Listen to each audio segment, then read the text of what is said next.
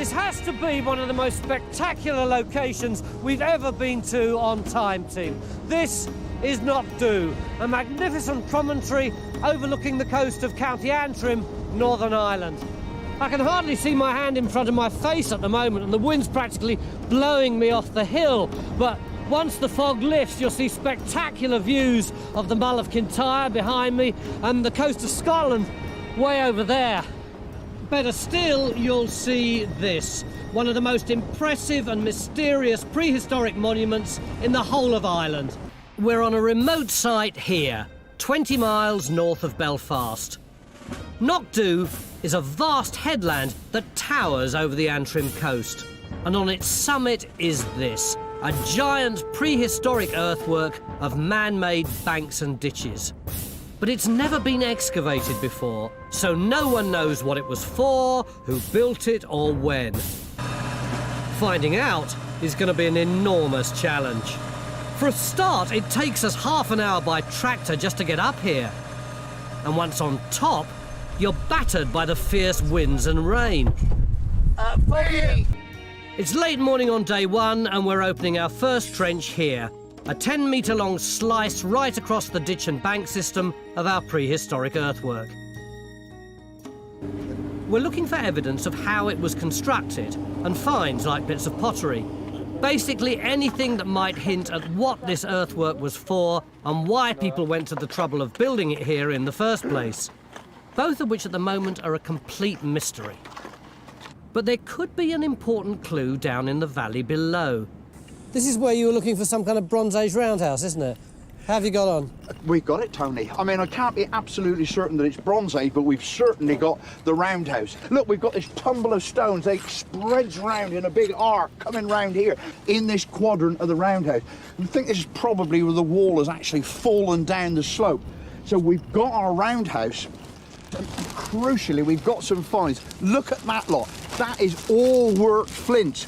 Oh, there's a lot of these, isn't there? There must be at least 10 or 20 pieces there, and we've actually got one here that's been retouched into a tool. Look, somebody's chipped off that flint there and retouched that into a little scraper. And all this work flint is coming from the floor of the hut. Great, our first tool. So we think we've got evidence of people living here. We think we know what they did with their dead. But who were they, and when were they around? We need dating evidence. Beginning of day two here at Knockdhu in Northern Ireland. As you can see, it's been raining all night and the trenches have filled up with water. The 4x4s can't get up here anymore. Look at the state of that trench there. The tractor got stuck in the mud. We've all had to walk up half a mile of this, carrying our equipment before we can even start. But it's been all worthwhile, so the archaeologists tell me, because we found this incredible system of prehistoric defensive ditches. Not only that, we've also got a prehistoric roundhouse, complete with evidence of the people who lived in it. Although I keep getting confused, Francis, because I think of this as the whole roundhouse, but in fact, it's only a quarter of it, isn't it? Yes, you can see the walls going on the outside there, round back behind us, right round there, and then that's the doorway. What's the significance of this find for you? Well, what's really exciting about it is this is a proper house. This is a permanent dwelling for people.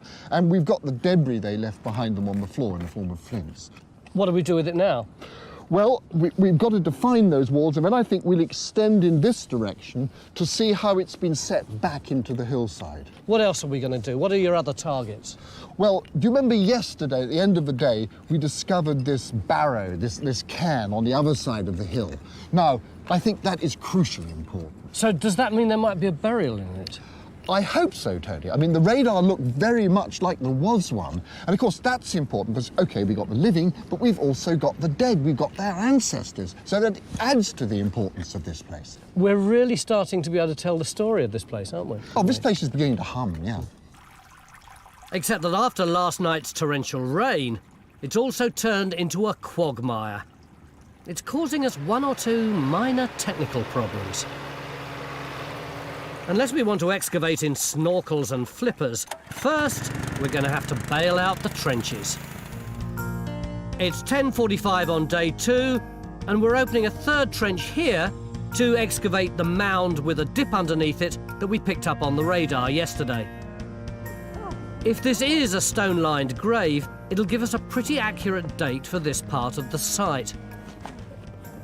As I understand it, Raksha, if these are post holes, we could be looking at a palisade that's made up of like one large one and then lots of little, almost stake-like post holes in between. Back in Trench 1, there's been a breakthrough. We found the first evidence that the earthwork was fortified. This looks pretty convincing. This is a huge one here. You've got one at the top. Yeah. And then we've got lots of kind of smaller tentative ones, don't we? Yeah, I mean, this could be one here. A bit further down. This could be one here. And then an interesting one down here, which at the moment, actually, can you see that orange there? Yeah. That could be some burned clay. And there's actually charcoal fleck in it. And from past studies on these things, they're often a good indicator for actual post holes.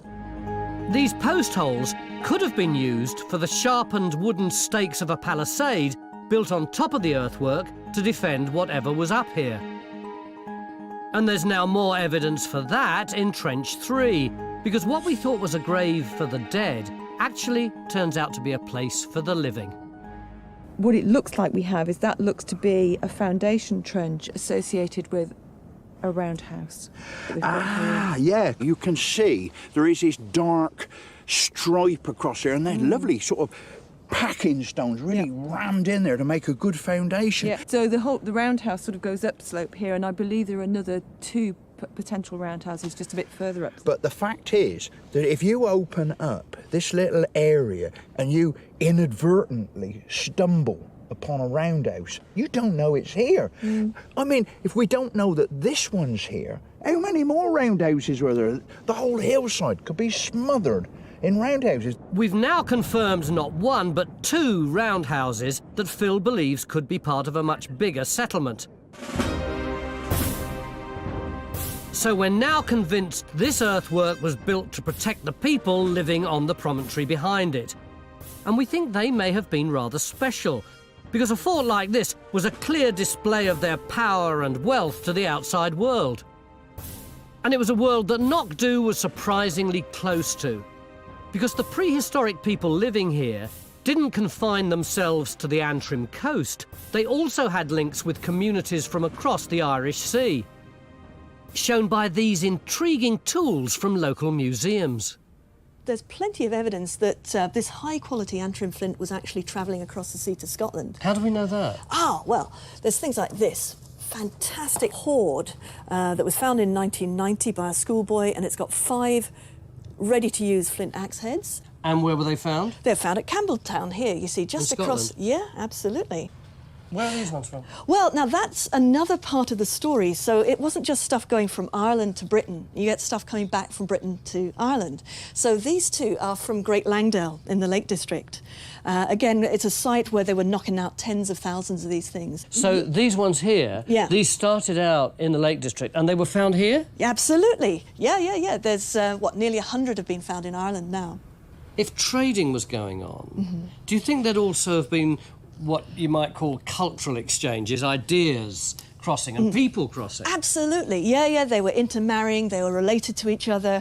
We know this because they were using the same kind of pottery, they were sharing designs, and also the tombs that they were building, these big megalithic tombs, they were exactly the same on either side of the channel. It's funny, isn't it? Because when you climb to the top of that hill, you imagine that prehistoric community was really isolated, but you're saying that it's actually got connections with places hundreds of miles away. Absolutely, yeah. Back on site, our hamlet has become a village, but Stuart's got a puzzle. He thinks he's now found a staggering 14 roundhouses, but they're not all the same. You see, they're all separated, they're kind of detached. So this might have a different function? Well, I still think it's probably a house, but it may even be a different chronological date to that group over there. Yeah. And this one, as well as the big bank round it, it's also got a raised interior, which makes this one very different to all the others. So it'd be worth putting in a trench in here just to see what this one is. And provided they don't get lost in the fog, we might find someone to dig it, because this is turning into a battle with the elements. The road leading up here is now a sea of mud, and unfortunately our tractor can't swim. There's only one thing for it: we'll have to excavate it. It's mid-afternoon, day 2. It's getting absolutely ridiculous. I left the tent, which I think is over there, about 7 minutes ago, looking for Phil's trench. I can't find it. I've passed 2 groups of people who were also looking for trenches, which they hadn't been able to find either. I've started shouting for him, but the problem is he's actually a bit deaf, so everyone else keeps answering and I go blundering off in the wrong direction. Oh, I'll find him sometime, I suppose. While we stumble around on the promontory, down in the incident room, Henry's got a major find. He thinks he's found the entrance onto the whole site, cutting through the earthwork at the furthest end. You can see the actual entrance coming through, you can see the outer bank breaking that and coming up into the inner bank. So playing with the geophysics on that. So that's magnetic data. Perhaps more impressively, you can just see the break in it with the big blue line. If this was the entrance, then digging here could be key to understanding the site. We have actually started to really get our head around what's going on in here. We do have the back wall coming round there. It is swinging round here. We've got a really well-preserved roundhouse, about 9 metres in diameter. What do you think that big post hole might be for? Well, maybe to support something in the roof, but equally, it could be something related to a hearth here. There was the traces of charcoal in the centre here, which is where you'd expect the hearth to be. And of course, we do have at the back here what looks like possibly a gully. So you can imagine that there's this water cascading down the hill. And this ditch is here to deflect the water around the roundhouse. Well, I don't know about Francis's theory. If I lived here, I'd never leave the house. With drainage ditches to keep it dry and proper stone foundations for the walls, this house was built to last. Although the very fact that people were living up here at all shows how determined they must have been.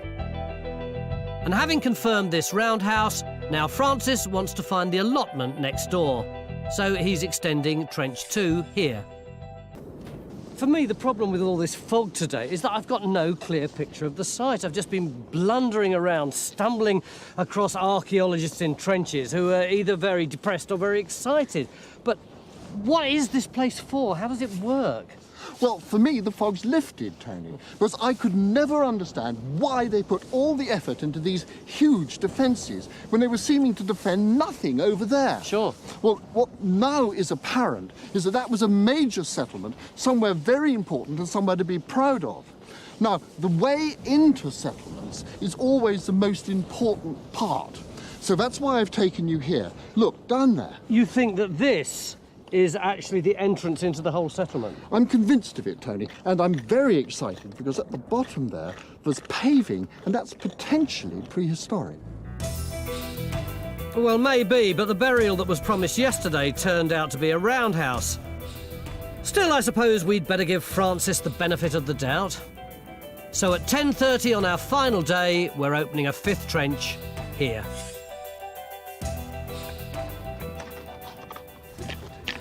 Back at the earthwork, careful scraping has paid dividends. Ian's discovered that layers of soil were piled up on top of each other, perhaps over centuries, to form one of the banks. What you seem to have is literally a dump of material on top of this, which is an old ground surface. So this isn't a rampart as such. This is where they've been cleaning the ditch out and they've thrown the material outside to make this bank. Right, and then to make the purpose of a counterscarp bank is to make even more of an obstacle of the ditch behind it. Yeah, make the ditch deeper by raising the banks beside it. Yeah, OK. So, I mean, actually, this is rather good because it does give us evidence that they were strengthening the defences. Or they were maintaining them. Yeah. I mean, it's not just a one-off event, 1 day, 1 week, 1 month. They're coming back several times, year after year, to build this bank up, clean out the ditch, maintain it. So it's not just a simple one-off event. No. No, that's smashing. We're convinced the earthwork was being strengthened year after year to defend the people living in the village behind it. But who were they? And what were they defending themselves against? Big questions for the last day. Oh, I've still got some odd bits of flint here. Back at the roundhouse in Trench 3, we've had another small breakthrough. God, that's enormous. Just ease that out. Oh, wow. Oh, look at that. Even I would recognise that. Isn't that gorgeous? That's actually a touched-up edge round there, isn't it? Yeah. That's handmade. So that's going to be a scraper. That is the best piece we've had, and that is a real tool. Yeah. That's great, but we're still desperate for a date, something a solitary scraper can't give us. We need results over at the entranceway in Trench 4. This would have been the sort of ceremonial centre of the site. This was the only major entrance into it. And you came from that direction, and then these earthworks focus you around this corner. Everything is designed to focus people around here and into the entranceway. Tracy, that scatter of stones along there, do you reckon that actually is some kind of roadway? I don't think there can be any doubt about it now, Tony. It's really nice. You've got these large stones here. They're running along the edge. They seem to form curb line to the edge of this road. And in areas where it's undulating, they've put these smaller stones in. Basically, they formed a really nice, hard, flat platform for a road surface to come through. Couldn't this just be 17th century or whatever? No. The only thing we've got from the surface of this so far has been flint flakes, worked flint. I think we've got to be looking at an early date and could well be Bronze Age. Fantastic. Finally, we're getting close to dating our site, with some time in the Bronze Age, roughly 4,000 years ago, looking most likely. And what an impressive site this entrance must have been. Probably with a guardhouse controlling access to the village beyond. Now, the thing is, Tony, you'd have walked on this roadway. We don't know how far it extends. And then if you're heading towards the houses over here, you come into the interior, right? Now, if you look up on the left up here, on the skyline, there are some lumps and bumps.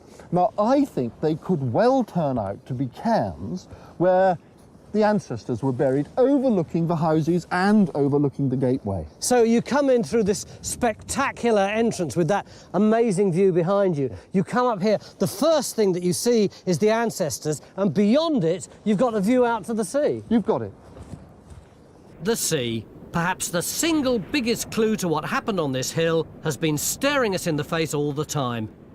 We know that people in Antrim were exchanging stone tools with communities on the other side.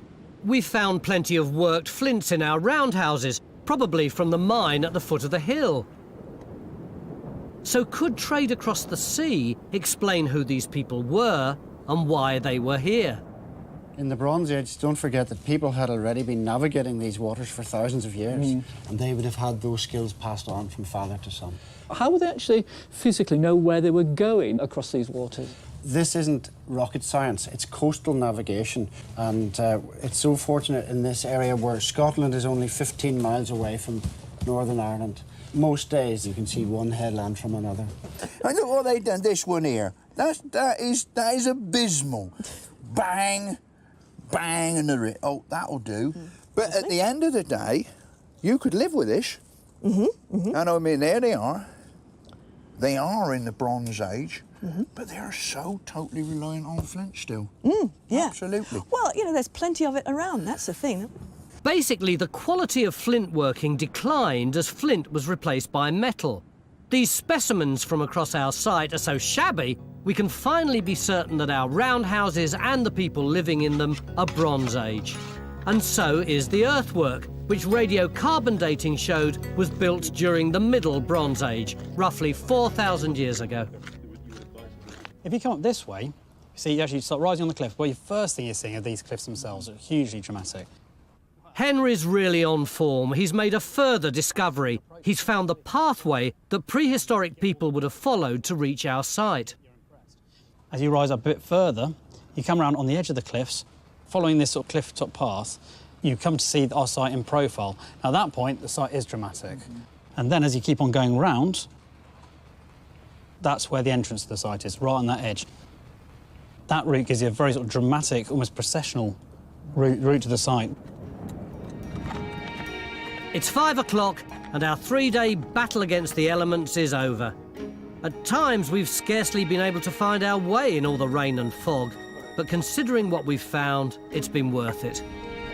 Because what we do know is that a major Bronze Age community lived up here that until now no one knew it even existed. Time Team is 100% independent and funded by our incredible fans. Joining Patreon gives you access to exclusive interviews, 3D models, masterclasses, and more. Please join us on this exciting journey. We need more support to make more episodes. Bedford Purley Wood is in the Nene Valley in Cambridgeshire, about 15 miles from Peterborough. 1800 years ago, this was one of the wealthiest areas of Roman Britain, and our site would have been on the outskirts of Durham, the main trading centre in the region. But while most Roman sites around here have been damaged by modern ploughing, it looks like whatever's hidden in these woods could be really well preserved. Our challenge is simple enough. What were the Romans doing here? But thanks to the trees, finding out isn't going to be that easy. The other problem is this is a national nature reserve and there's lots of protected plants here. John, you having a good day? Wonderful. For once, though, we don't have to wait for geophys, because in some places we can actually see Roman walls on the surface. Look, this is silly. You can't have archaeology it's sticking above the ground. It's not under the ground. No doubt this is why the site was first discovered by an antiquarian back in the early 1800s. And it's because the remains are close to the surface that they've also shown up so well on this LiDAR picture. The colours, by the way, represent height, with green marking the low ground and white the highest. Phil, are you sure we're digging in the right place? What do you mean we're digging in the right place? Well, look at that. Lovely and neat. Look at that. Chaos. I don't actually regard that as extremely chaotic. Come and have a look. Sorry, there's a rather large archaeologist in my eye line. Look, we've got a nice, long, straight row here. It's all built of stone. And look, we've even got one stone on top of another stone. Now then, what would you call that? It's a wall. Thank you. I eat my words. That's right. What do you reckon we've got here? Well, you see, this is the problem. You've got that plan which shows a series of earthworks. Yeah. It is very, very easy to assume that all the upstanding bits are walls. Now, when they dug here a little earlier on, they know for a fact that sometimes where there are earthworks, there weren't walls. Sometimes there were walls and there weren't earthworks. It is not as clear-cut as that drawing suggests. We don't also know whether or not it's the same phase. So there was some sense in my point. Just looking at this tumble doesn't necessarily mean that you can interpret where the buildings are. That is not your question. Your question was, are we digging in the right place? Yes, we're digging in the right place. All right, I was wrong. Well, I'd say it's a floor tile. That looks like Roman floor tile, doesn't Roman floor tile, yeah. Yep. Promising. Good. Very good. So Matt's wall is Roman. And I have to say, it does look suspiciously like it belongs to the same range of structures that Phil's digging some 80 metres away. There's still lots of rubble to remove, but already Phil's discovered the walls survive to some depth, and in places are built with fragments of stone and tile, creating a herringbone pattern. At the bottom, you can see the 80 metres away in our second trench, Matt's finding that the walls he's unearthed are built in exactly the same way. There's quite a few bits of floor tile out of there. All right. But I think these were actually built into the wall and formed a part of the structure. Right, because you get layers of tile in Roman walls. Yeah. That rather suggests it is a building, I think. Yeah.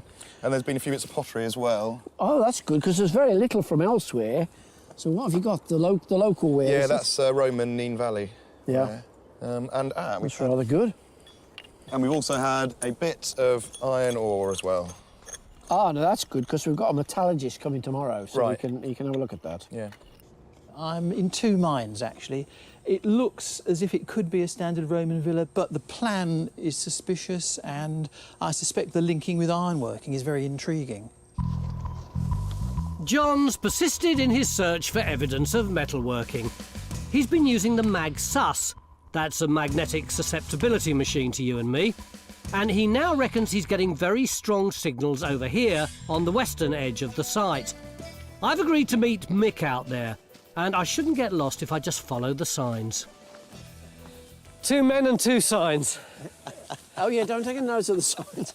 I wanted you to see this test pit here. A couple of years ago, we had a little test pit here. It's been fertiled around by animals now, but you can see there's a bit of walling here. But very importantly, this produced a couple of bits of slag. It doesn't look much, but slag is a byproduct of making iron, and it could mean we've got a Roman iron smelting furnace nearby.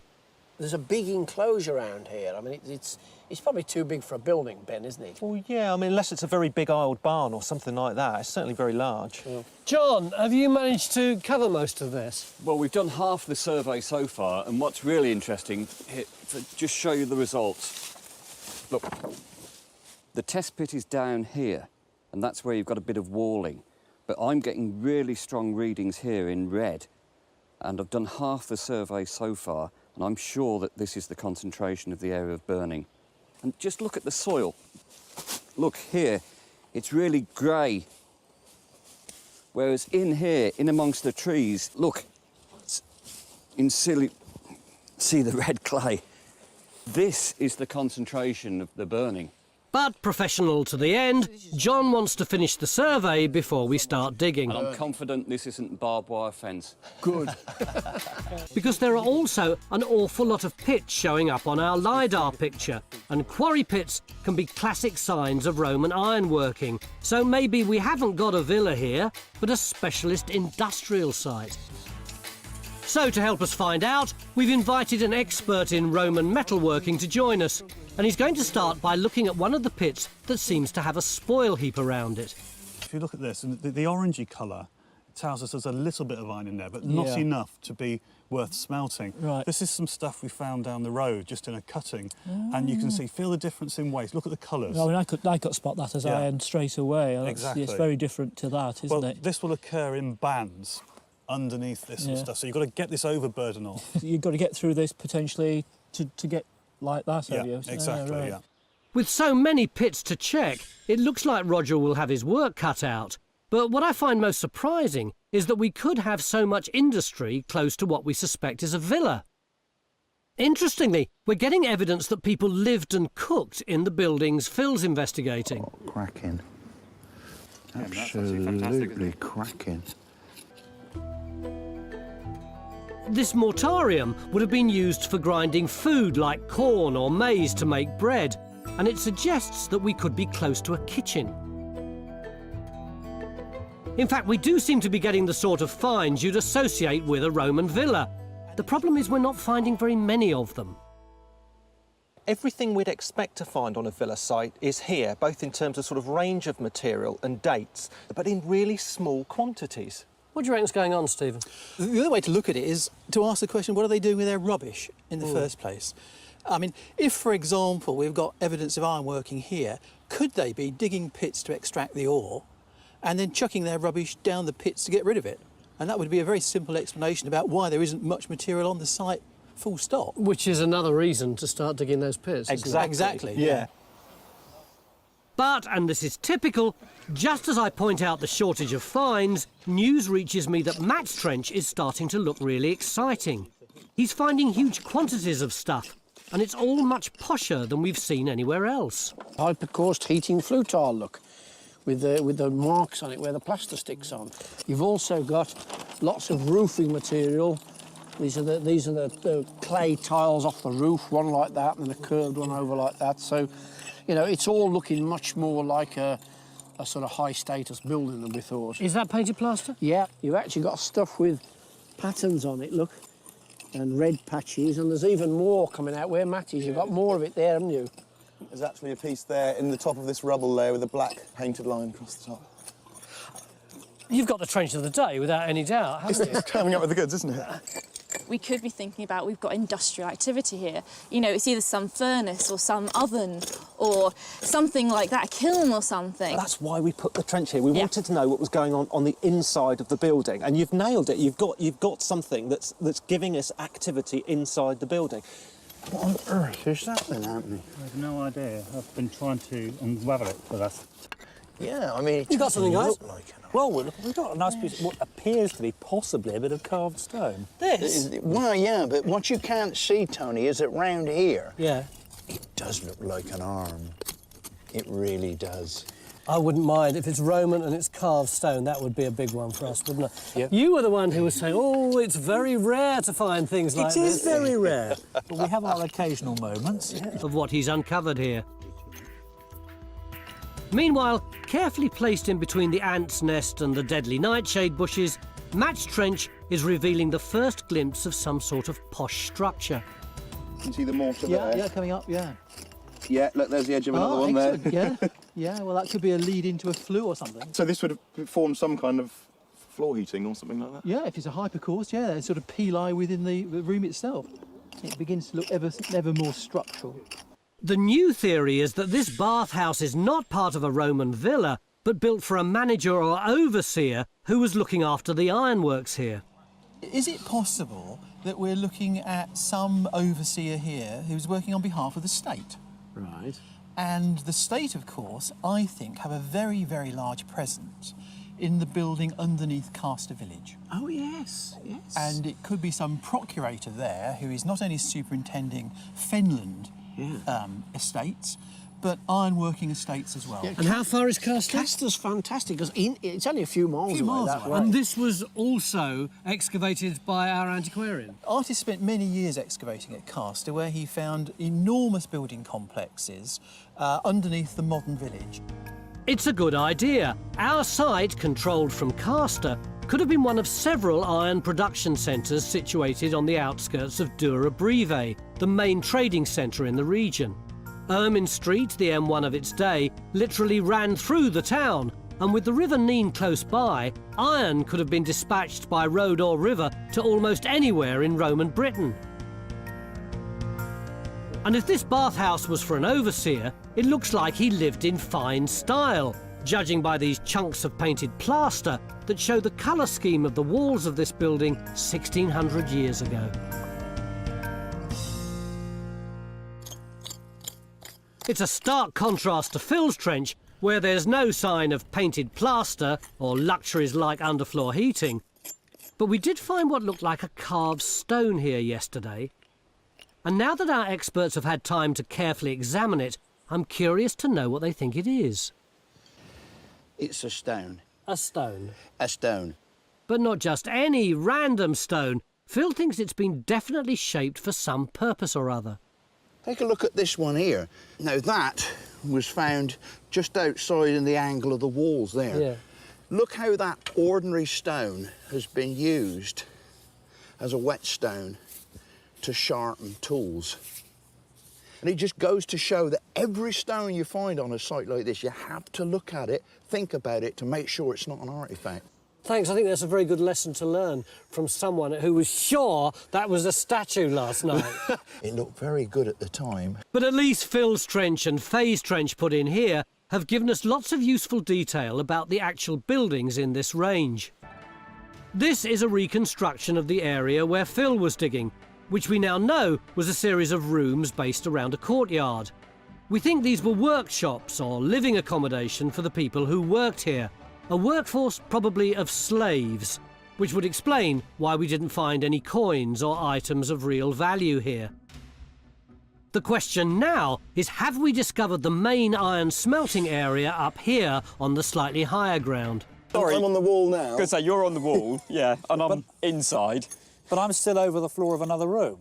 Possibly. So you've actually got a wall running with... That still means that could be a door jam, and that looks like the corner of where there was a door. So there's a room there and there's a room there. But no wall. Wall has gone, robbed away. A lot more work's needed here, but we can get some idea of the extent of the bathhouse from the size of this earthwork. And if our theory is right about the link with Castor, then it's possible that our bathhouse was laid out like the one shown here in Artis's picture, which means we're talking about a building that would have looked something like this. It was probably a standalone facility used by the official overseer on what would have been a state-controlled iron working site. Our dig's certainly given me a newfound respect for this man, Edmund Artis, who was clearly a very good archaeologist for his time, but died before he could publish his written reports. His map of the Archaeology, drawn in 1828, has proved to be largely accurate. And it's not just the buildings, but also the pits he recorded that are key to understanding this site. Goodness me, it's a journey to the centre of the earth. What we now know is that in Roman times, a lot of the rubbish was being thrown in these pits. So basically, this pit was open at the same time that those buildings were being occupied and used. And this looks a bit clayey to me. So is that what they're going for, the clay? Yeah, there's no sign of ironstone or any bands of ironstone in this at all, so it must be clay for some purpose. And the little sort of pock marks and things I can see in there, is this sort of root activity? Well, some of it is, but some of these dark patches, if you carefully clean them back, you can actually see adze marks or picks marks where they've actually levered the clay out from this pit. Fantastic. We now know not all these pits were dug for iron ore. Many, like this one, would have been dug for clay to build and repair the iron smelting furnaces. So at the end of 3 days, we can now picture this long-lost Roman settlement as it must have looked in its heyday around 200 AD. What's been hidden in these woods is a massive ironworking site, with the furnaces and ore roasting pits on the slightly higher ground, while the mining was going on here, chasing the seam of natural iron ore. The workshops and living quarters were not far away and were very much second class, as mentioned by Edmund Artis. But there was at least one fancy Roman building, a bathhouse, situated well away from the industry here on the eastern side of the site. Time Team is 100% independent and funded by our incredible fans. Want us to make more episodes? Joining Patreon gives you access to exclusive interviews, 3D models, masterclasses and more. And you get to have your say in the process as we develop new sites. Welcome to the castle's a massive stone enclosure the size of a football pitch. And for once on Time Team, there's plenty of archaeology on the surface. So what's the big mystery? With 5,000 tonnes of stone right in front of us, this should be easy. Well, in fact, for hundreds of years, this site's baffled everyone who's seen it. It's been called everything from an Iron Age homestead to a Roman prison to a Dark Age stronghold. So what was it really? When was it built? And who was the king of the castles? We've only got 3 days. Is that enough time to find out? The remains of the castles lie near Hamsterley, 20 miles southwest of Durham in the Wear Valley. Sitting on the side of a hill in a sheep farm, the site's a huge dry stone enclosure measuring approximately 70 by 90 metres. Now overgrown with trees, its crumbling walls still form a monumental structure. But even so, no one knows what it is or when it was built. So the team stormed the castles, with our environmental archaeologist Emma beginning to core the enclosure ditch. This is the best place to find organic remains which might give us crucial dating evidence. While Emma gets her first taste of the site, Stuart's scouring the perimeter of the enclosure to see how the stones stack up in the landscape. And Henry and Phil begin to survey the wall to find a location for a trench, because if we dig down to the foundations and uncover the ground it was built on, we might reveal some finds to give us a date. We're also putting in another trench across the north wall, hoping to learn more about its construction and locate the early ground surface and datable artefacts. By digging on this side, we've got less stone to shift, since the wall's least built up here.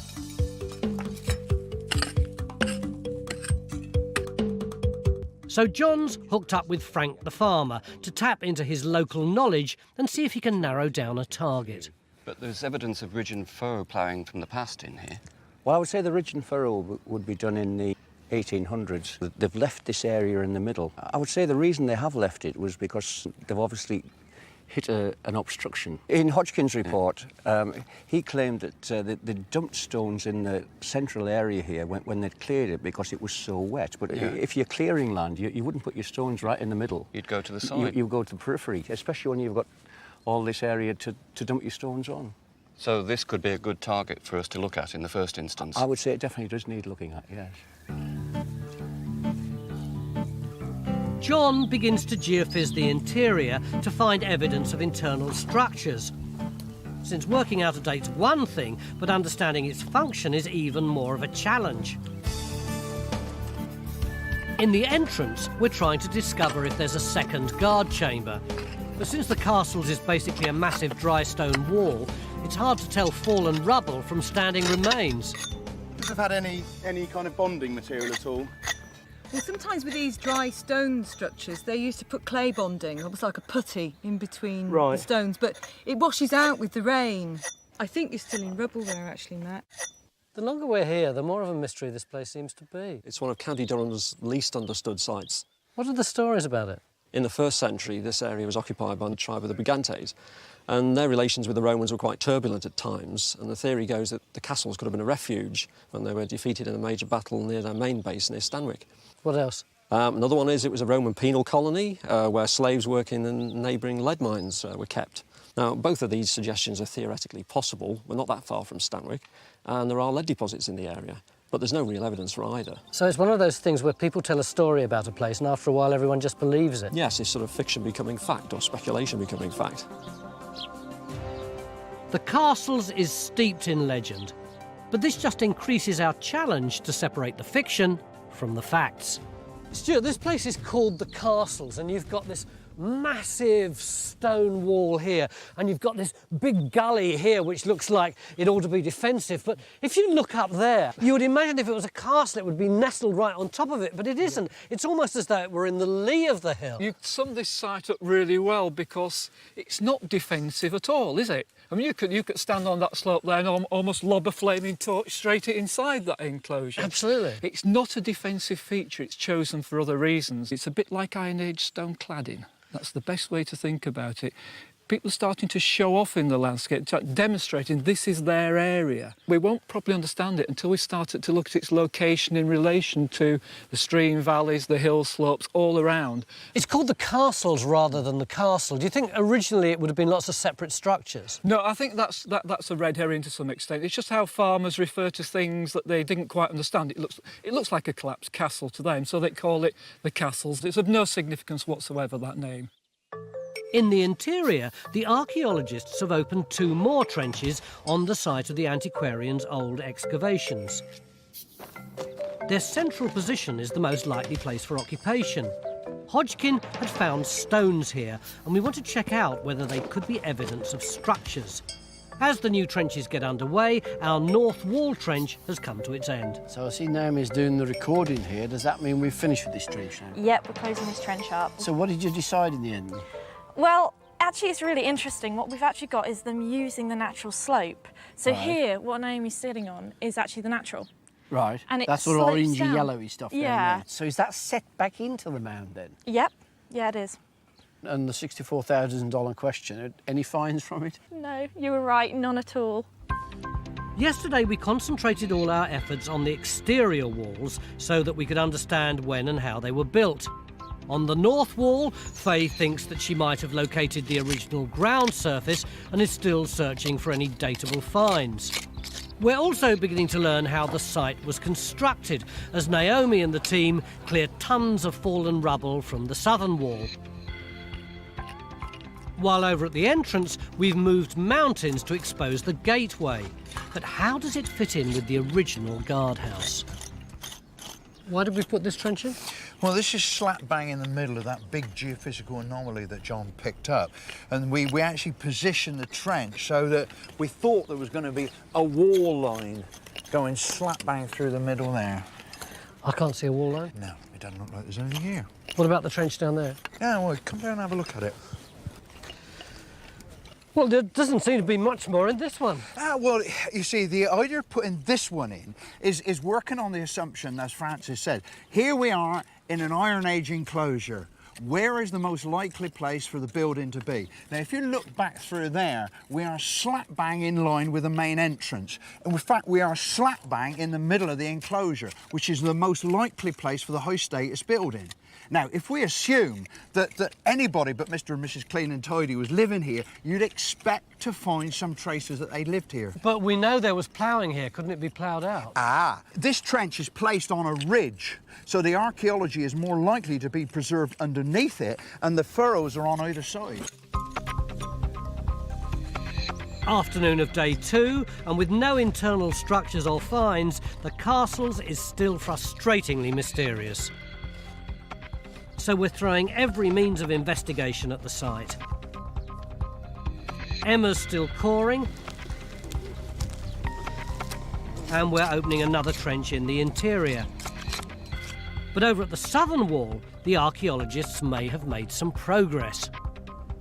Really pleased about this, Mick. We've actually got the bottom of the wall. Look at that. Oh, good. It's actually sitting on that yellow natural there. Yeah. So is it on an old ground surface down there? No, it's not. And Right. that's really interesting because it means that they're going to have cut into the slope and created a kind of linear terrace to build it on. And the reason they've had to do that is because we've now been able to measure from face to face, which is another good thing, 5.1 metres wide. Crikey. So it's a hell of a thing, isn't it? That's interesting, because when I was talking to Faye about the top rampart that's parallel with this, they did the same there. Oh, really? So it means they terraced that top in, they terraced this one in. I wonder what they did with the sides, because they run up the slopes. So they're either going to have got a sort of ramp effect cut in, or they're going to have to have done it in a series of steps, aren't they? So still no date, but at least the archaeology is consistent. Both the northern and southern walls were built on terraces into the natural hill slope. It's just so frustrating we've got no idea what the walls were enclosing. No then. Oh, that's quite good, isn't it? Cobbles underneath. Yeah. So that's continuous with this lot of cobbling? Yeah. Ah. That puts quite a big camber on the road, doesn't it? Doesn't it? Yeah. We now know that the entrance was built with a finely cobbled surface covered with paving slabs. This is a heck of a long trench. What have you done to justify it? Well, we've got both sides of the original wall now, from that flat flag to that. It's 5.1 metres. We've bottomed the wall on each side and demonstrated it's sitting on a terrace. It's a deliberate, artificially cut terrace overlooking this slope down. If we've got that edge there and that edge there, but then on top of that you've got all this rubble, doesn't that imply that originally the wall would have been much taller? Oh, yeah, 5 metres wide width. Just screams height to me. 3 metres wouldn't amaze me as an original height. And that, overlooking that valley, would look incredible from that far side. That's almost as tall as you. What have we got on this side? Well, Naomi's just putting in a little extension there. What's the extension for, Naomi? Well, Tony, as you can see, we've got these stones here. I know there's stones absolutely everywhere, but these stones are much flatter. They look much more purposeful, as opposed to those tumbled, angular stones over there. So what are you going to do with them? Well, we want to take this back and just see if we've got something real. Don't those look rather like the ones that we found up there? Well, that's the whole point, really. The way they're pitched and the size of the stones, even in the material they're set in, they're pretty much exactly like the stuff in Faye's trench up there. So do you think it could be something like the base of a roundhouse? Well, we're hoping so. Fingers crossed, yeah. We can only check it out, can't we? We can only hope, yes. After 2.5 days of struggling to find any evidence of occupation, we might have found not one, but 2 roundhouses within the enclosure. Our potential roundhouses fit in perfectly with our Iron Age model. But as digging continues in the interior, things are beginning to go pear-shaped. Yeah, that now looks like a bit of a bend at the end of a straight line of stones, doesn't it? It's not looking very roundhouse-like, more like a boat. Yeah, and also we've got more stones coming behind me. Yeah. So I think we've got quite a bit more work to do. All very well, but it's nearing the end of day 3 and there's still loads of work to do to confirm whether we've got our other roundhouse by the southern wall.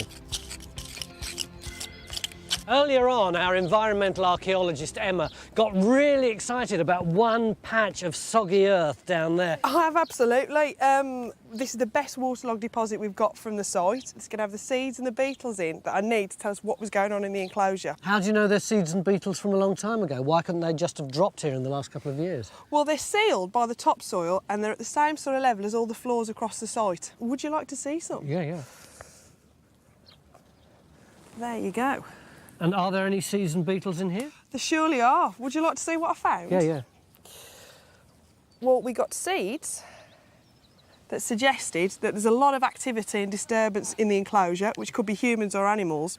But we also got beetles, and we've got a specific sort of beetle that's associated with accumulations of like quite nasty sort of waste associated with human habitation and dung and manure. So that's what this Earth's made of? There's a good chance. Thank you for sharing it with me. So these are the stones, Mick, that we thought were part of the roundhouse. A lot cleaner now, isn't it? Well, it is. It's a lot cleaner, but as it's been cleaned up, we've seen that these stones are straight and form part of a rectangular building. Right. Right, so it can't be Iron Age, I don't think, but at that end, it's cut by those furrows. So what date are they? 1780 was when this land was enclosed, so... Right, so a pre-18th century building, but not Roman or medieval, presumably? No.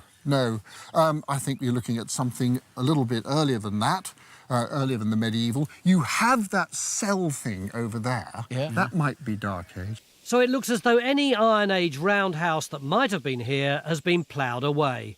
And instead, we found a square, potentially Dark Age structure, which would have been contemporary with the Dark Age guardhouse at the entrance.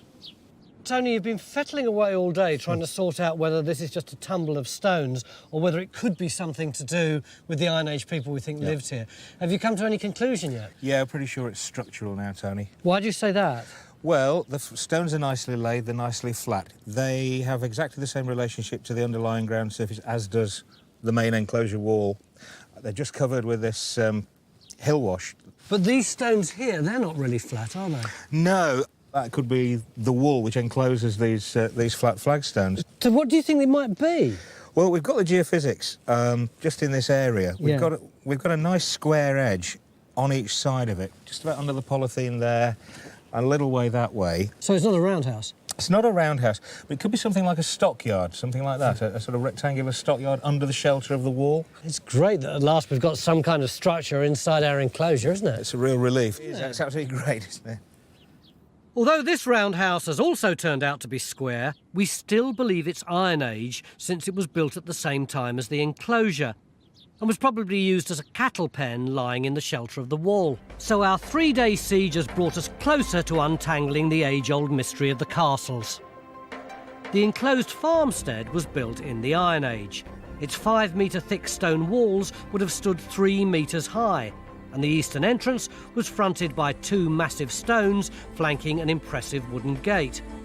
There would probably have been a large stone roundhouse positioned opposite the gate. Stone cattle enclosures were built in the shelter of the walls, which would have protected the livestock. Later in the Dark Ages, the gate was modified and a substantial guard chamber added. The central roundhouse was replaced by a square building. This is our best bet for a building, but what strikes me is the contrast between the massive presence of this monument in the landscape and the few fragments of evidence we've got for the people who lived here. Even though I'm standing right by something they built, the only things that we've found that have got anything to do with the people are these tiny bits of beetle. This monumental structure has been an enigma for centuries, but by pulling together a team of experts, from archaeologists to stone wall builders, we're at last clearly beginning to see its identity, even if the identity of the people who actually lived here remains tantalisingly just out of reach. Hello, my name's John Gator. Time Team is fan-funded by Patreon. This vital support helps us to make new episodes. Joining Patreon gives you access to exclusive interviews, 3D models and masterclasses, plus lots more.